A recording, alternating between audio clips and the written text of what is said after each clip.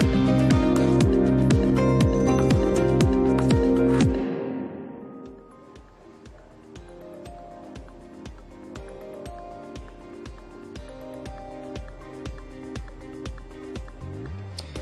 morning and thanks so much for joining in. You're watching Ask Profit. My name is Mathew. With me is Smriti Chaudhary, and we'll take you through the next half an hour of trade. Now, if you've got questions on any stocks that you might want to buy or in fact that you hold, you can send them to us on any one of our social media platforms or indeed on the WhatsApp number that is flashing on your screen as we speak. Now, let me also introduce you to the guests that will answer all of those questions. We've got Ashish Kapur, the Chief Executive Officer of Invest Shoppe, as well as Gaurav Bissa, the VP of Incred Equities. We've got Ashish joining us right now.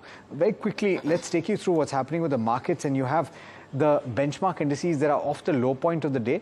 And in fact, we made fresh highs in trade today itself, but we're trading off that high point. It's not a very large range that we've traded in for the benchmark Nifty 50, and consolidation seems to be the name of the game in trade today. Trading above that 22,100 mark as we speak. The broader markets seem to be doing better though. You have the mid-cap index that's up about 1/3%, and you have the small-cap index that's up about 0.4% or thereabouts. But if I'm not mistaken, and this has been the case for a large part of the session today, you have advanced declines more or less moving in tandem and equal share between, there you go, it's more or less equal between the advances and the declines as things stand right now. Among the sectors, you have the winners of yesterday that are losing ground today. You have the IT index as a whole that's down about 0.8%, and realty is dropping about 1% or thereabouts. And you have the banks that are looking reasonably strong in trade today, particularly the PSU banking pack, which is up about 0.8%. Of course, the Nifty Bank is up about 0.2%. Remember, today is Fin Nifty expiry, if I'm not mistaken. So therefore, it's going to have a bearing on this group of stocks as well. But we're speaking about Angel One in the Ask Profit focus today. Smriti, why are we focusing on this particular stock? Well, good morning, Alex, and good morning, viewers. The stock is down about 10.5% as we speak. So a lot of focus on Angel One. Now, yesterday it came out with its third quarter results. Just to look at the numbers, on a quarter-on-quarter basis, the revenue was only marginally up about 1% at 1,059 crores. EBITDA fell 10%, this on a sequential basis, to 397, and margin also contracted to 37% compared to 42% in the last quarter. Net profit fell 14% to 260 crores. So all in all, a bit of a weak quarter for Angel One sequentially, and this is also because year on year, if you look at the expenses, that grew. But I'd specifically like to highlight this one point by this brokerage Yes Bank, where it says it initiated a buy coverage and said that it's very positive on Angel One, and there's a point that it makes is the wholehearted adoption of the flat fee model is a master stroke for Angel One, since it is now a dominant model. And Alex, we have seen quite a strong performance from the likes of Angel One and all the capital market players, but a bit of a downtick in results this time, and that we can see in the share price as well. Ashish, I'm going to come to you on this. Good morning and welcome to the show. Angel One, now a bit of a weak quarter this time, but overall the company has been doing quite good. How do you view this stock in the longer term? Well, I think the capital markets are here to, boom, and Angel is one of the very strong players. Now, they have had plenty of regulatory issues also in the last 1 year, and also the results are pretty disappointing. So they are going through a bad patch. But having said that, they are one of the larger broking players, and I think going ahead, they would get the advantage of the continuing traction which we are seeing in the capital markets, with more and more individuals, more and more investors coming into the market. So the volumes are increasing, and broking business is looking good now because the number of players left are fewer. So there is a lot of consolidation, and Angel is one of the larger, more established players. So I would think that this is a one-off thing, and I think even the regulatory thing which has happened on Angel would be a good lesson learned. And the results are disappointing, but I think the company would be able to come back. So if you're holding on, I think if you're holding this stock, continue to hold on. And I would think that if you're betting on India's financial market expansion and financial inclusion going forward, then I think use this bad patch to gradually add shares in Angel One. Fair point. All right. Let's jump into the questions then. We've got Dilesh Joshi who's got the first question, and this is a long-term query on India Glycol and whether or not it can be bought for the long term. Ashish, coming back to you on the fundamentals, since this is a long-term query, do you have a view on India Glycols, and would you suggest a fresh entry for the long term? Well, I haven't tracked this counter for some time, so I would not like to. Okay, fair point. I will go across to Gaurav. Gaurav, on the charts, slightly longer term time frame, would you suggest a fresh entry? What are you looking at in terms of the major cues? See, but the chart structure looks very interesting, and it's a strong name. And among the chemical space, we have been bullish on India Glycols for a while now. Talking on the technical part, it had a multi-year breakout. It has seen a good breakout retest. The breakout retest levels are much lower levels, so it was around 650, 700. At this point, around 900. If somebody even buy for long term, I think one should buy a partial quantity here and use any corrections of say 10-15% from the current level to buy the remaining quantity. Overall structure remains very positive, and this can go towards 1500, 2000 levels quite easily, in my opinion. And this is one of the most stable chemical name. And as I said, that as a disclaimer, we have been advising to our clients as well, but we advise at much lower levels. So buy partial quantity here, partially one can buy on declines. All right. Next up, we have a question from Ramesh from Hyderabad. He's talking about EPL. He wants to buy into the stock at the current price. The stock is currently up today in trade 1.5%, around 203 rupees. Ashish, what's your view for the longer term? Is it a good time to get into the stock? Yes, I think so. I think the stocks will do very well going forward. I think it's a very well established player. So I think, yes, you can enter even at these levels. All right. Yogesh has got a question on a few large caps. In fact, he's listed them out, and this one's for you, therefore, Ashish, on the fundamentals. Tata Power, ITC, Tata Motors, Reliance Industries. I believe that this is something that he wants to build as part of his portfolio. Would you suggest focusing on any of these in particular? Well, I think all of them look quite good. I think Tata Power definitely going to get the advantage of the re-rating which we are seeing in the power sector. It is one of the better managed power sector players, and also going into various new additions in the power space. ITC, I think consolidation happening for some time, is due for a breakout on the upside. Reliance is one of the very safe large cap names, and I think which one was the fourth one? Tata Motors. Yes, and Tata Motors. Tata Motors. I think Tata Motors, if you haven't bought already, I think Tata Motors is the only one I would be a little cautious. The stock has moved a lot, and though yes, the outlook is very encouraging, but I think Tata Motors you can wait. If a decline happens, maybe closer to 700 would be a great entry point. I think right now, Tata Motors out of the four, Tata Motors is what you can, I think, avoid for the moment. Maybe buy on a decline or just let it be. All right. Next up, we have a question from Vineet from Goa. He's talking about a couple of counters, and I'll only take a few because there are a lot of queries that are coming in. He's talking about Alok Industries. He's bought shares at 37 levels, and he's talking about IRFC. Now, he's saying that the stock has run up, and today also we're seeing quite an uptick in IRFC. So should they buy into it at these levels? Gaurav, I'll come to you on this. Alok Industries and IRFC. I'll first take up on IRFC. It's an easy one to answer. The reason being that we have been advising IRFC from much lower levels, and we have been riding that trend. But fresh entry at this point in time is not advisable. The recent breakouts, the flag breakouts on the weekly charts happened at 90, 192, which is where we recommended fresh, one more tranche of buying. At 140, 150, I think at this point it does not garner a buy. Where will the stop loss be? The stop losses will be very deep. If you look at the monthly candle, it's moved up 40% so far in the current month itself. So that is the kind of strong upside that we have seen.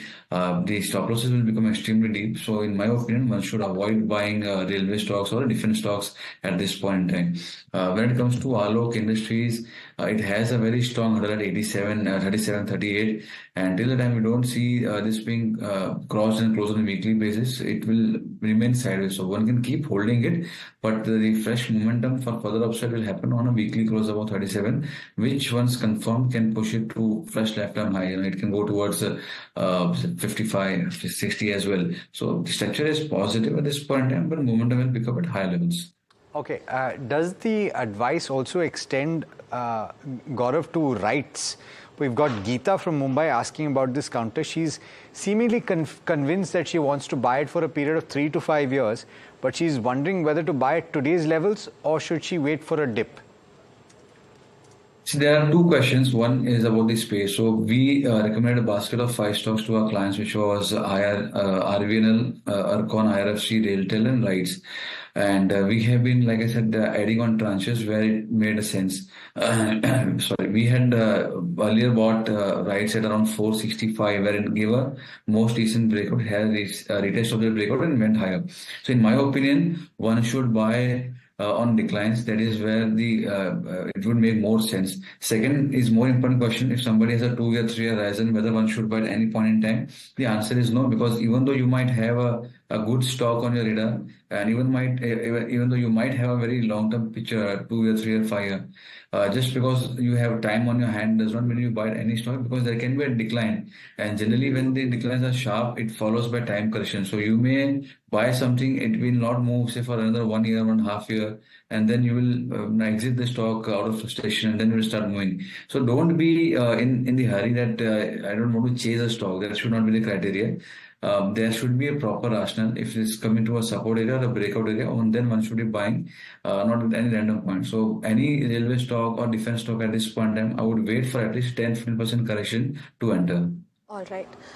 Next up, we have a question from Akshay from Varanasi. He's talking about MTAR Tech. He's already bought shares at 2400 levels, and his investment horizon for this one is 3 years. So, Ashish, for the longer term, for 3 years, is it a good stock to continue holding on to? Yeah, certainly it is. I think the company is doing very well, and I think will continue to deliver good performance going forward, in my opinion. So I think good stock is caught at a good level and continue to hold on. Fair point. Gentlemen, we have to slip into a very quick break. Viewers, we'll be back very quickly. Do keep your queries ready, and we'll take more after this break. Do stay tuned.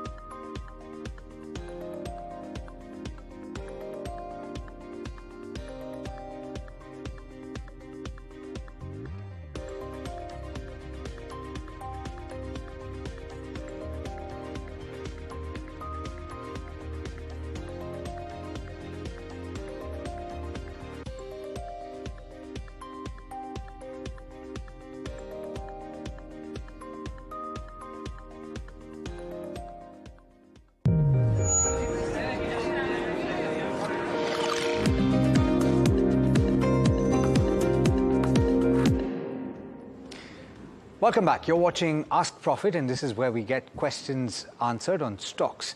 And we've got the next one coming in from Rajesh Maheshwari. He's writing in from Singapore and asking about HDFC Life. He's got 300 shares at an average price of 374.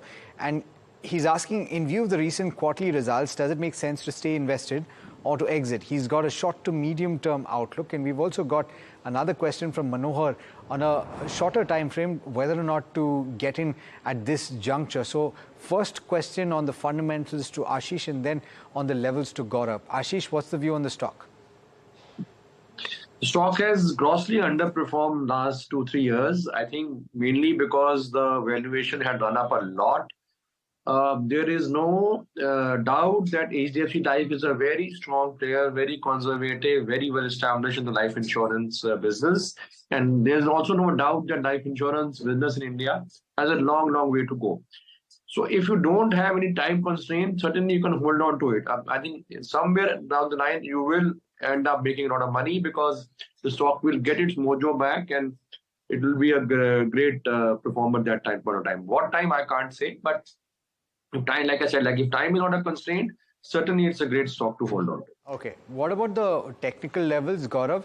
If somebody is planning to enter these levels over the course of this week, what is the key level to watch for? See, Alex, if you look at the weekly charts, you'll find that the stock has been trading in a range. And when the stock is consolidating, identifying the triggers for an up move or down move becomes extremely difficult. So far, if you see for last 3 years, it has been taking a very strong support at 480, 500 zone. And there have been instances where it has given up the entire gains around 750, 800. So right now, the stock is in the consolidation phase. So I agree with Ashish that if somebody wants to buy, then time should not be constrained. If I am very time sensitive, then HDFC Life, ICICI Prudential, these are the stocks that I would be avoiding on a very immediate or short-term basis. All right. Next up, we have a question from Mohan from Orissa. He's talking about Yes Bank. He bought the stock 3 years ago at 30 rupees. The stock is currently around 25, so not much has happened since then. Ashish, would you suggest holding on to this stock or maybe switching into some other stock within the banking space? See, the thing is, Yes Bank, I think certainly the turnaround has happened. And, if you look by any parameter, the presence in retail plus the scale at which they're operating, the company, Yes Bank, should do very well. The issue, I think, is that, when the whole, let's say the problems happened 3 years back, then SBI was asked to hold this company. Fresh capital was infused by various other banks. So the whole capital has become fairly large. It's much larger capital than what it was in earlier avatar. So therefore, the movement will be very slow.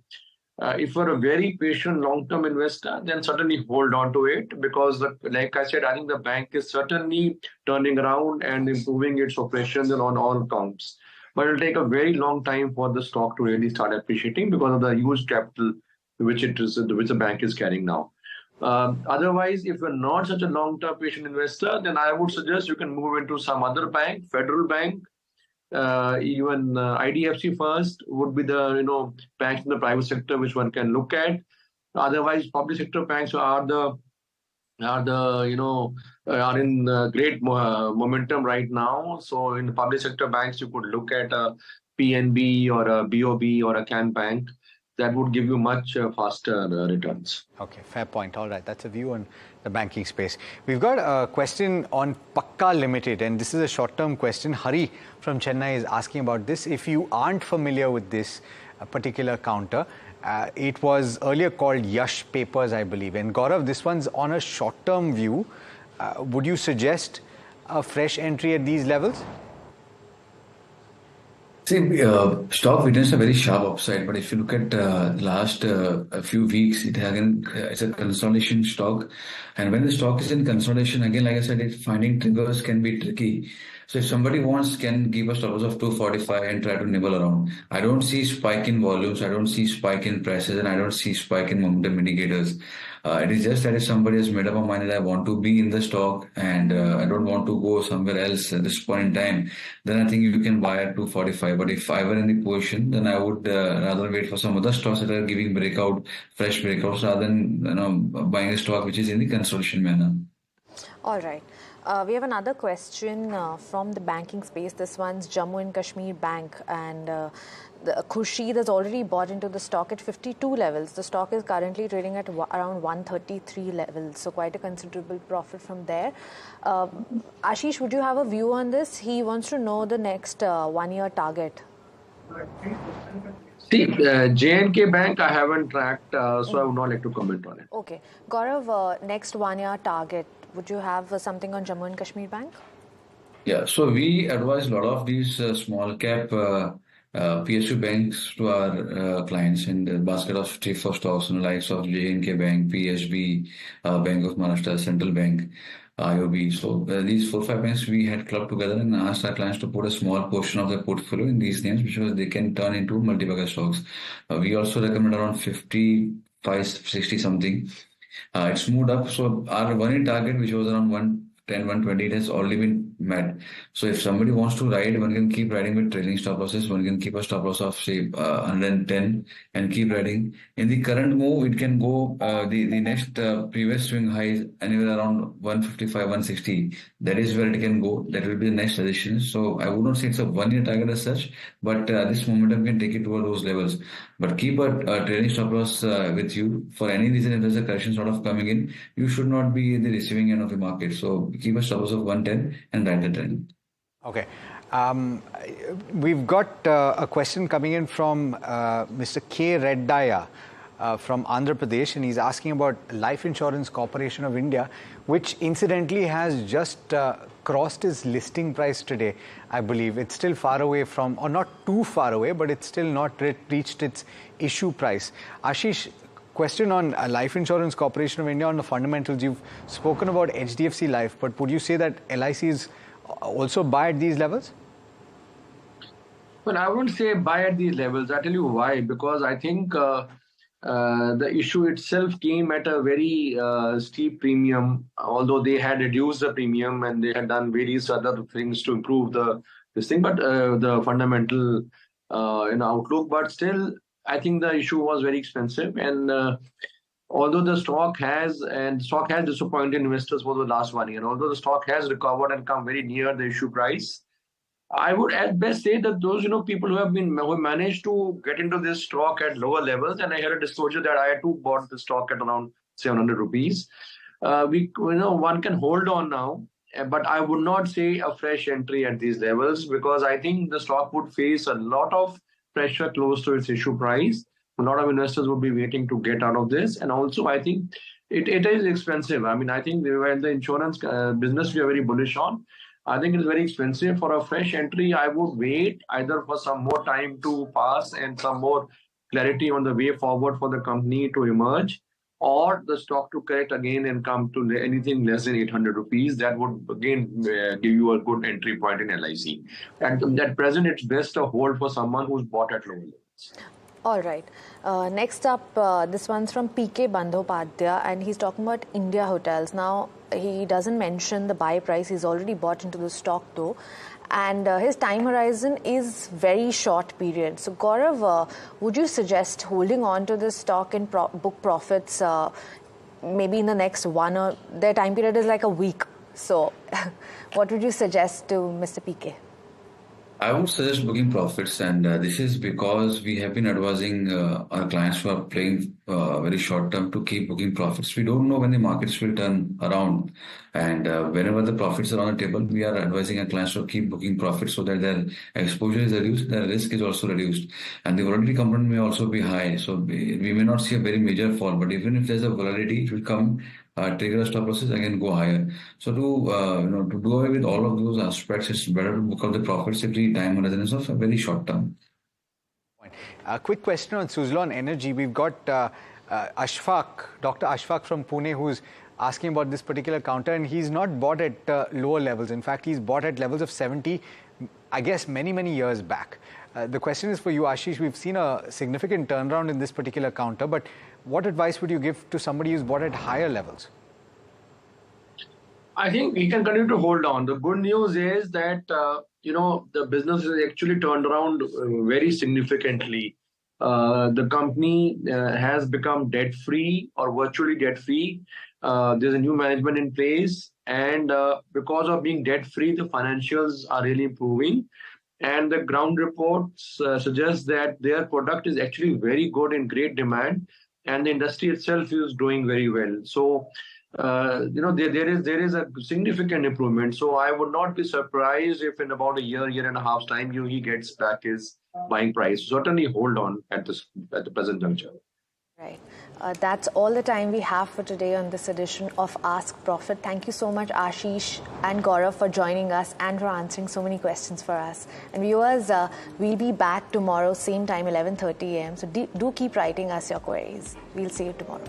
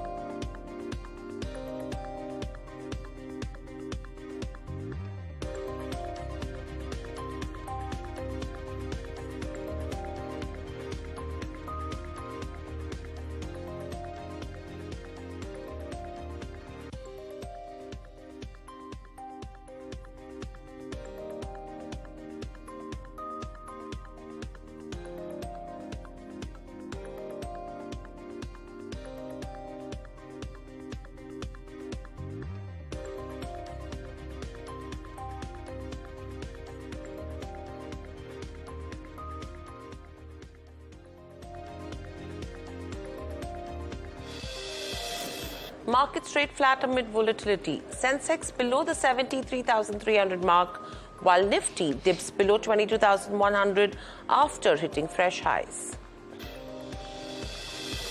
Most sectoral indices trade in the green, with gains led by the PSU pack, media and oil and gas. On the other hand, IT, real estate and pharma under stress.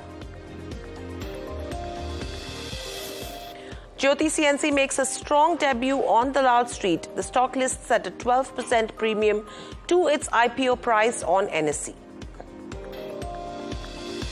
And Adani Group offers bigger flats to residents of Dharavi as part of the redevelopment project. All eyes on the HDFC Bank Q3 results. The asset quality is expected to remain stable with steady loan growth.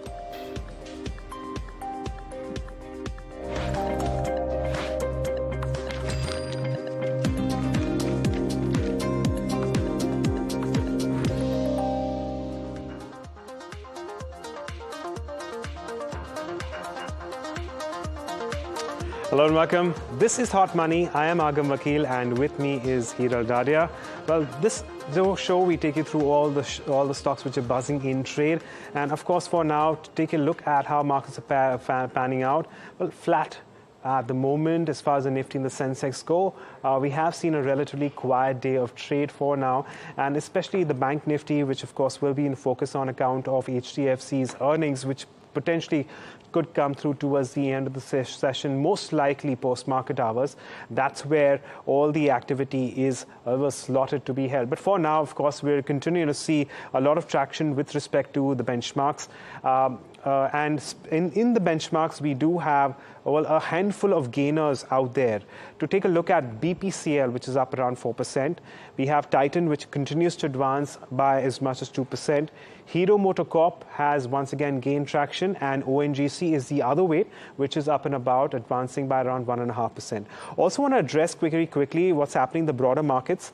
Well, there have been a handful of names which are up and about on heavy volumes. Do remember that IRFC was one of those counters which did see a sharp up move yesterday, and it does seem like it's moved and advanced by 10% for yet another day, once again on big volumes. Yes Bank is the other one, that's up and about by as much as 5% as well, and Paytm advances by around 4% as we speak. This is as far as some of these names go in terms of gainers, and on the losing end, we don't have too much on an absolute basis, but we do have Oracle Financial Services, which declined by around 3%. Vodafone Idea also down by just as much, and 2.5% decline for Syngene International. Very quickly, let's address the advanced decline ratio. At least about a couple of hours ago, the advanced decline ratio was nearly 1:1, and has this changed? That's something that we need to ascertain because that is largely what gives you an idea about the sentiment of the market. And for now, of course, as you can see on your screen, the declines have ever slightly pipped advances at the moment as we speak. So it's still a 1:1 ratio, but it's gone in favor of the declines, and that perhaps could be something of a challenge, at least in the near term, Hiral. Right, so this is going to be interesting to watch out for as well, Agam, from here on. But let's actually shift focus to stock-specific action as well. Couple of counters that we will be talking about in today's day of trade. Aster DM, that stock is seeing some smart moves. Angel One, defense companies are in focus. IRFC from the PSU back. PNC Infra on the back of an order win, as well as a Jyoti CNC on the listing. In fact, one more stock I would want to add to the kitty is a LIC as well, which has crossed the listing price, but it's still away from its IPO price. Joining us on the show to discuss these stocks, we have Sunny Agarwal, Head of Fundamental Equity Research at SBI Cap Securities. Sunny, good afternoon and welcome to the show. Before I come to you with a specific counter, let's look at Aster DM on the screens. The stock has actually hit a life high in today's day of trade. Now, they're clearly considering a dividend, and this is after the stake sale in their Gulf business. My colleague Varsha joins us to give us more about what is this all about, what is the kind of dividend that they're issuing. Varsha, over to you. Good afternoon, Hiral. So as you rightly said, so Aster DM, if you see, the share price has surged nearly 13% to hit its lifetime high. Now, company said, this is on the back that company said it will be distributing a majority of its proceeds for its stake sale in Gulf business. Also, the board will consider the distribution of 70 to 80% of the upfront consideration, that is of $903 million as a dividend to a shareholder, which will be in the range of rupees 110 to 120 a share. Now, this is on the back that the company does does not require the proceeds to fund its growth plans in India. Also, if you see in 2023, now let's just have a little background. The Dubai-based Aster DM Healthcare has approved the sale of business in the GCC region to Alpha GCC Holdings for $1 billion, and of this, $903 million will be received at the closing of the transaction, and rest will depend on the fulfillment of the conditions. Now, if you see the analyst recommendation of all the 7 analysts tracking the company, all have a buy rating with an upside, with a return potential of -2%. And if you see the stock performance in last 1 year, company has given a return of almost 92%, while the 6-month performance has been 38%. Thanks, Varsha, for getting us the details. Clearly, if you see from a 12-month perspective as well, nearly the stock is doubled. Sunny, let me come across to you with regards to an Aster DM. How are you looking at the pharma pack closely, and specifically with regards to Aster DM now that we are going to look at 2 different entities as well? Yeah, good afternoon. So definitely this demerger was already in plan and discussed with the street, and now it is getting executed. And I think on a per share basis, the dividend payout will be very healthy to the tune of maybe 90 to 100 rupees per share. So that's a clear cut, a very decent 20% dividend yield till the time a record date is announced. And moreover, what I feel is that demerger will allow shareholder to get a direct pure play India story on hospital expansion. And on hospital side, India operations has been doing pretty well. I think during the last 3-4 years, there we have seen a robust growth across the top line as well as on EBITDA front. So right now, India business is generating around 450 crore, 480 crore kind of EBITDA, and ROE, ROCE of to the tune of 20%. So I think the demerger move is in line with expectation, and that is the reason we are seeing a positive uptick in the stock price. If somebody want to invest, deploy a fresh money in the Aster DM, one can ride for the dividend play, obviously, but one has to keep in mind that post-dividend ex-date, we may see correction also in the stock price.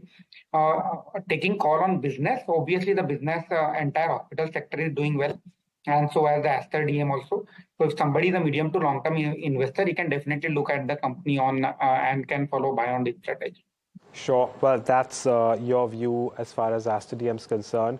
Very quickly, want to address what's happening with KIOCL. We understand its pellet unit in Mangalore will resume operations. That's the latest coming in as far as KIOCL is concerned. But we move on and talk about angel broking. Possibly one of the biggest movers in not just the last 1 year, but potentially the last couple of years. And this is, of course, on account of increased number of traders that we have seen, and of course, many market participants that come into the fray, which is why your operational numbers have looked substantially higher for angel broking over the course of the last 1 year. But while the revenue has grown, we are looking at some amount of challenges with respect to margins. I'm going to get in my colleague Harsh Seta to give us an update on how the quarterly numbers have panned out and what the challenges here are. Harsh. Well, yes, Agam, so you're seeing good numbers on a year-on-year basis, but the better way to look at this is probably sequentially. You're seeing a 1% uptick on a quarter-on-quarter basis where revenue is concerned. EBITDA is actually fallen around 13% sequentially. That's on the back of higher OPEX. Let me talk a bit more about OPEX. They've been spending, or Angel One has been investing, spending, however you want to put it, on both tech as well as, more importantly, on customer acquisition. That's something they've been spending on. They've also suggested that they have been switching with regard to some of their plans which they have sold to current customers, and that is also probably what a modification of the intraday structure is probably also what is leading to slightly muted growth where EBITDA is concerned, and profit after tax is actually down 14%, largely in line with that EBITDA number. You're looking at client base though, which has gone up 14% sequentially. That's a positive. Clients now just below the 2 crore number, almost a 20% market share overall, and you're looking at demat accounts which are up 80 bips on a sequential basis, 241 bips on a year-on-year basis in terms of market share improvement. So you're continuing to see market share improvement and gains coming in here. Your active clients have also gone up. They are at 53 lakhs. So some of those trends playing out, but on an otherwise softer quarter where the operational update is concerned from a business standpoint. All right, Harsh, thanks so much for getting us those updates on Angel Broking, or Angel One as it is called right now. Well, Sunny, your view on Angel One, or if you track this one, and what is your assessment on the broking industry? Yeah, definitely a remarkable shift from a traditional broker to a digital platform as far as Angel One is concerned. During last year, we have seen a massive increase in profitability. From maybe annual company, if I remember, company used to generate 200 crore kind of annual profit 3-4 years back, and right now annual run rate is close to 1,000 crore. And what I believe is that this quarter top line is in line with expectation. Only issue is with front loading of costs pertaining to the newly set up asset management business. At the same time, they have added manpower to at the same time they have added manpower and they have spent on advertisement to garner more market share as far as new account acquisition is concerned. So the benefit of all this will be seen maybe 6 months down the line. And that is the reason we have seen that the PAT is little bit subdued as compared to the growth in the top line. But having said that, if somebody want to bet a fresh money on Angel One, what I feel is that currently stock is trading at 30 times price to earning multiple. So maybe further 10-15% correction will offer a better risk-reward ratio as far as Angel One is concerned. All right. That's your view on Angel One. And on that note, we slip into a short break. But on the other side, we talk about more stocks we have on our radar. Stay tuned in.